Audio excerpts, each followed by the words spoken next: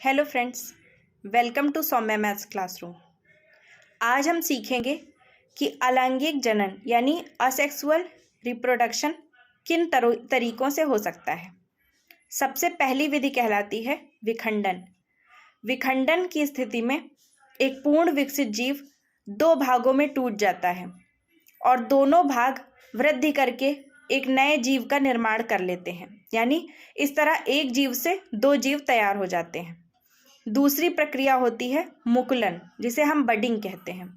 इसमें जीव के शरीर से एक मुकुल निकलता है, यानी कि एक बड यानी एक बल्ब जैसी संरचना निकलती है और जीव का जो केंद्रक है वो दो भागों में विभक्त हो जाता है।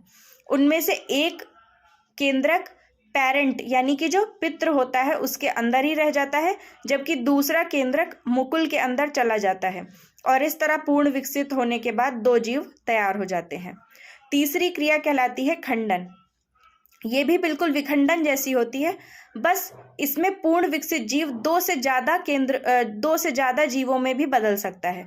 यानी विखंडन में दो टुकड़ों में टूटता है केंद्रक और दो जीव तैयार होते हैं, जबकि खंडन में दो से अधिक जीव भी तैयार हो सकते हैं।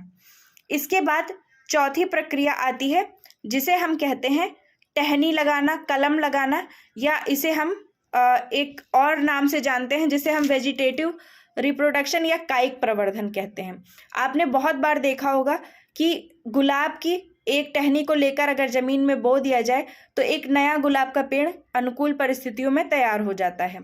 तो इसी को हम कहते हैं कायिक प्रवर्धन, जिसमें हम तना, पत्ती या जड़ के माध्यम से एक नया पौधा तैयार करते हैं। और लास्ट होता है जिसे हम कहते हैं बीजाणु जनन। बीजाणु जनन में क्या होता है, जो कोशिका होती है उसकी रक्षा के लिए उसके चारों एक मोटी भित्ति बन जाती है, यानी कि एक मोटा सा कवच बन जाता है। अनुकूल परिस्थितियां आने पर यह कवच टूट जाता है और इसके बाद में बीजाणु जनन शुरू होता है। तो ये 5 तरीके होते हैं। पहला विखंडन, दूसरा मुकुलन, तीसरा द्विखंडन या विखंडन, मुकुलन, खंडन, उसके बाद कायिक प्रवर्धन और लास्ट जो होता है बीजाणु जनन। यानी 5 तरीकों से अलैंगिक जनन होता है। तो अगर क्लासेस अच्छी लग रही हों तो ज़्यादा से ज़्यादा सब्सक्राइब करें सौम्या मैथ्स क्लासरूम को। चैनल को ज़्यादा से ज़्यादा सब्सक्राइब करने के साथ साथ लिंक को ज़्यादा से ज़्यादा शेयर करें और उसके साथ साथ वीडियो को लाइक भी करें।